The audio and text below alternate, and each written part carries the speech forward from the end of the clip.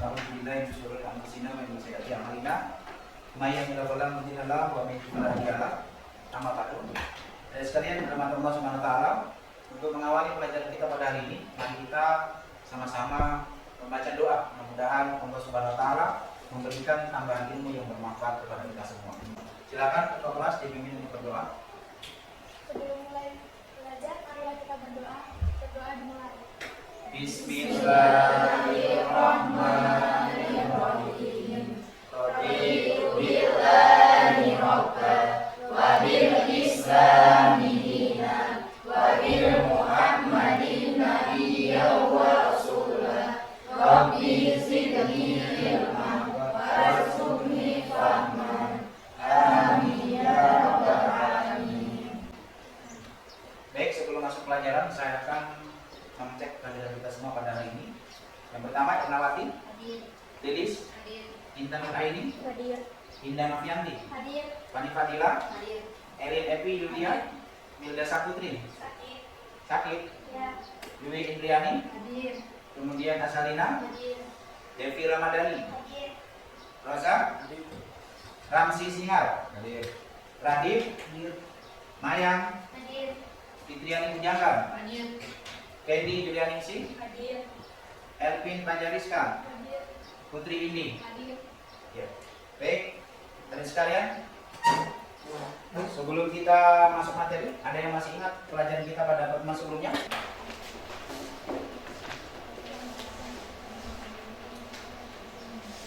Masih ada yang ingat? Ya, silakan. Model Berpakaian sesuai sesuai dengan syariat Islam. Kemudian tata cara berpakaian sesuai dengan syariat Islam. Jadi pertemuan kita pada hari ini masih melanjutkan pertemuan sebelumnya, yakni kita akan membahas tentang tujuan dan manfaat dari menggunakan pakaian sesuai dengan syariat Islam. Jadi sekalian, yang pertama, tujuan dan manfaat di dalam berpakaian Islam itu adalah memelihara diri dari cuaca dingin atau panas dan bahaya lainnya. Jadi berpakaian di dalam Islam itu ternyata bisa melindungi kulit kita dari terkena sengatan panas matahari atau cuaca yang dingin di luar, ya. Jadi dengan berpakaian kita akan terlindungi dari cuaca dingin ataupun panas serta bahaya-bahaya yang lain, ya. Jadi bahaya-bahaya yang lain itu cukup banyak. Dengan kita berpakaian, mudah-mudahan bahaya itu tidak sampai kepada kita semua. Kemudian yang kedua, tidak menimbulkan hawa nafsu bagi lawan jenis. Ya. Kenapa ini penting bagi kita semua? Karena memang ada sebagian di antara saudara-saudara kita yang beragama Islam itu yang masih menggunakan pakaian yang tidak sesuai dengan syariat Islam, sehingga bisa menimbulkan ataupun memunculkan nafsu bagi lawan jenis, khususnya adalah laki-laki, ya. Jadi kalau ada di antara kita yang menggunakan pakaian mungkin yang tipis ataupun yang masih terlihat lekuk tubuhnya, ini yang mengkhawatirkan bagi kita semua. Pasti akan terjadi hal-hal yang tidak diinginkan oleh kita semua, ya, ketika kita menggunakan berpakaian mungkin tidak sesuai dengan syariat Islam. Kemudian yang ketiga, manfaatnya adalah merupakan bagian dari ibadah kepada Allah Subhanahu wa taala, ya. Jadi semua apa yang kita lakukan di muka bumi ini adalah bentuk ibadah kita kepada Allah Subhanahu wa taala, termasuk kita berpakaian, ya. Jadi dikatakan berpakaian itu masuk dalam kategori ibadah kepada Allah, itu adalah ibadah yang memang sesuai dengan syariat Islam. Tidak semua pakaian yang kita pakai itu dikategorikan sebagai bentuk ibadah kepada Allah Subhanahu wa taala, ya. Jadi masih banyak hal-hal yang harus kita lakukan untuk melakukan ataupun menerapkan berpakaian yang itu masuk dalam kategori ibadah kita kepada Allah Subhanahu wa taala. Kemudian yang keempat, menghindari diri dari godaan setan, ya. Jadi setan itu kan bukan hanya terdiri dari jin, tetapi juga setan itu bisa muncul dari golongan manusia, ya. Kenapa? Karena ada sifat-sifat syaitaniah yang muncul di dalam hati kita manusia yang bisa menjerumuskan kita untuk tidak menggunakan pakaian sesuai dengan syariat Islam. Dengan cara kita berpakaian yang sesuai dengan syariat Islam, maka kita akan terhindar dari godaan setan. Kemudian yang selanjutnya adalah sebagai identitas diri yaitu dikenal sebagai seorang muslimah. Ya. Jadi dengan cara kita menggunakan baju gamis, menggunakan jilbab panjang sampai menutupi dada, ataupun bagi laki-laki juga tertutup auratnya, itu juga merupakan lambang atau simbol bahwa itu adalah merupakan bagian dari identitas kita seorang muslim, ya, untuk membedakan antara kita orang Islam yang menggunakan jilbab dengan orang yang di luar Islam ataupun saudara-saudara kita yang beragama lain, ya. Jadi dengan kita menggunakan jilbab, maka kita akan kelihatan kita punya identitas bahwa kita itu adalah seorang muslim dan muslimah, ya.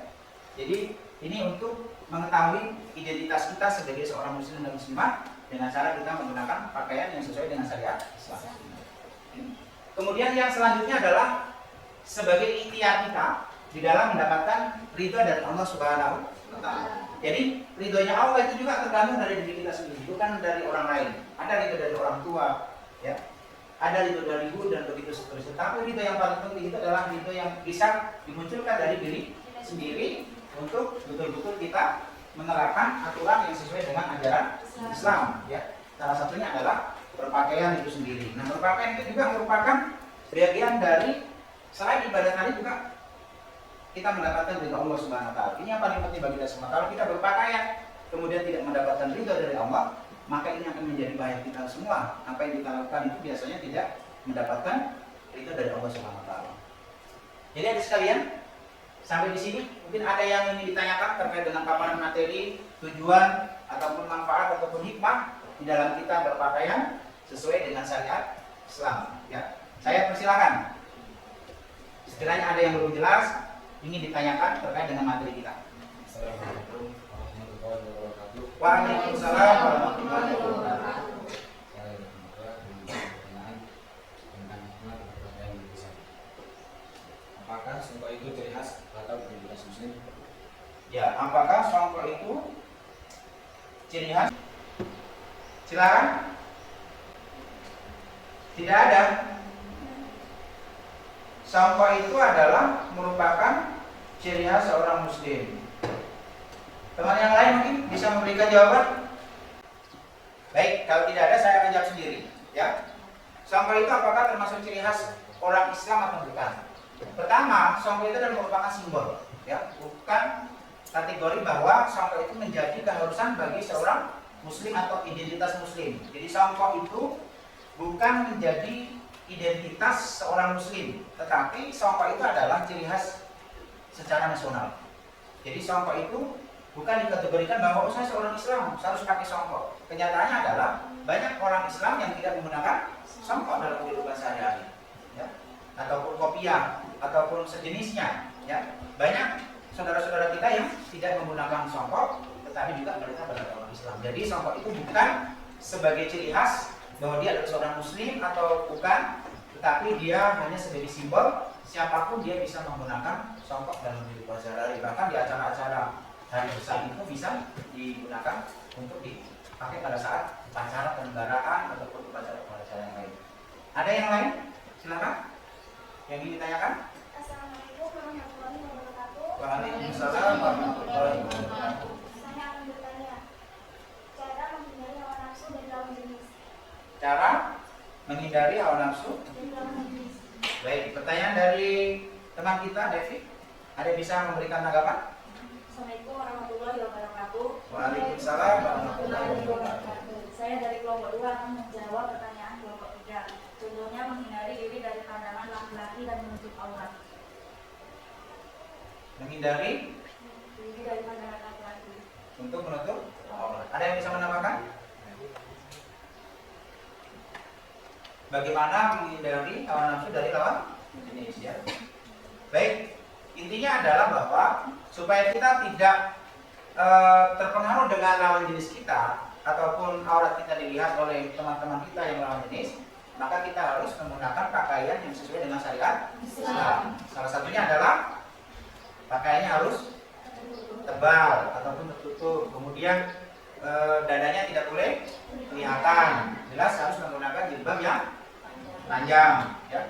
Kemudian pakaian tidak ketat sehingga membuat lekuk tubuh, ya. Yang lain, ya. Selain menutup tubuh, tentu tidak transparan, ya. Kalau dalam kehidupan kita bahasanya itu adalah bisa kelihatan bentuk tubuh aslinya ketika kita menggunakan pakaian yang transparan ataupun tidak tebal, ya. Ini tentu adalah upaya kita di dalam menghindari jangan sampai kita masuk dalam hal-hal yang menyebabkan nafsu teman-teman kita lawan jenis kita naik atau memuncak ketika teman-teman kita yang beragama Islam itu tidak menggunakan pakaian yang sesuai dengan syariat Islam. Di antara beberapa tujuan dan manfaat kita di dalam beragama Islam, tentu kita akan menemukan perilaku-perilaku yang baik atau mulia di dalam kita menggunakan berpakaian sesuai dengan syariat Islam. Yang pertama adalah sikap mulia itu sopan santun dan ramah tamah. Jadi ketika adik-adik menggunakan pakaian yang sesuai dengan syariat Islam pasti akan kelihatan sopan, akan kelihatan santun ketika kita beradaptasi dengan orang lain. Kemudian akan memunculkan sifat jujur dan amanah dalam kehidupan kita sehari-hari. Jelas kalau kita sudah menggunakan pakaian identitas orang muslim, maka sifat jujur dan amanah itu akan muncul di dalam pribadi kita sendiri. Kemudian yang ketiga perilaku mulia adalah gemar beribadah. Ya, gemar beribadah ini adalah kita berarti akan senang untuk melakukan kegiatan ibadah di dalam kehidupan kita sehari-hari, baik ibadah sholat ataupun ibadah-ibadah yang lain yang bisa menyebabkan kita untuk selamat di dunia dan di akhirat. Kemudian yang selanjutnya adalah gemar menolong sesama. Ini perilaku mulia kita di dalam kita melakukan pekerjaan yang sesuai dengan syariat Islam. Kemudian yang terakhir adalah menjalankan amar ma'ruf dan nahi munkar. Ini adalah salah satu bentuk tugas dan kewajiban kita di dalam kehidupan kita sehari-hari, bahwa dengan kita berpakaian secara Islami, maka itu adalah salah satu bentuk upaya kita untuk mengajak yang baik dengan teman-teman kita dan berusaha mencegah yang tidak baik dengan teman-teman kita, ya, dengan cara menjalankan amal ma'ruf dan nahi munkar. Baik, adik sekalian, terkait dengan perilaku kita dalam kehidupan kita sehari-hari untuk memunculkan sifat yang mulia, yang baik dalam kehidupan kita sehari-hari, mudah-mudahan kelima sifat perilaku mulia ini bisa kita tanamkan dalam kehidupan kita sehari-hari, sehingga kita akan menjadi pribadi yang baik, yang mulia, sesuai dengan apa yang diharapkan oleh Allah Subhanahu Wa Taala dan Nabi Muhammad SAW. Baik, adik sekalian, sebelum kita menutup materi kita, ada beberapa tugas yang harus diselesaikan. Silakan dicatat. Yang pertama,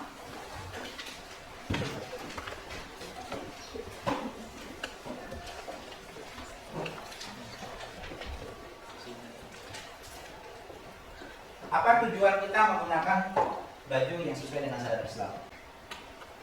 Yang kedua, bagaimana pendapat Anda mengenai fenomena selebritis melepas hijab? Kemudian yang ketiga, apa dampak positif dan negatif tentang selebritis melepas hijab? Silakan kerjakan. Baik, silakan dikumpul pekerjaan Anda di depan, ya. Silakan dikumpul semua. Ya, silakan ketua kelas diambil hasil pekerjaan teman-teman. Baik, terima kasih.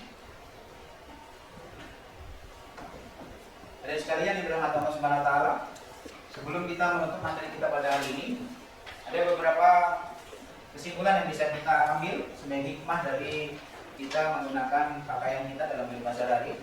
Tentunya adalah kita diharuskan untuk menggunakan pakaian yang bersih dan rapi, yang tidak menimbulkan hawa nafsu bagi saudara-saudara kita yang lawan jenis. Kemudian tentu kita berharap dengan kita berpakaian sesuai dengan syariat Islam, kita akan terhindar dari godaan setan yang tertutup, ya. Demikian pembahasan kita pada hari ini. Mari kita berdoa dengan membaca surat Al-Fatihah. Dimulai. Bismillahirrahmanirrahim. Alhamdulillahirabbil alamin. Ar-Rahmanirrahim. Maliki yaumiddin. Iyyaka na'budu wa iyyaka nasta'in. Ihdinas siratal mustaqim. Siratal ladzina an'amta 'alaihim.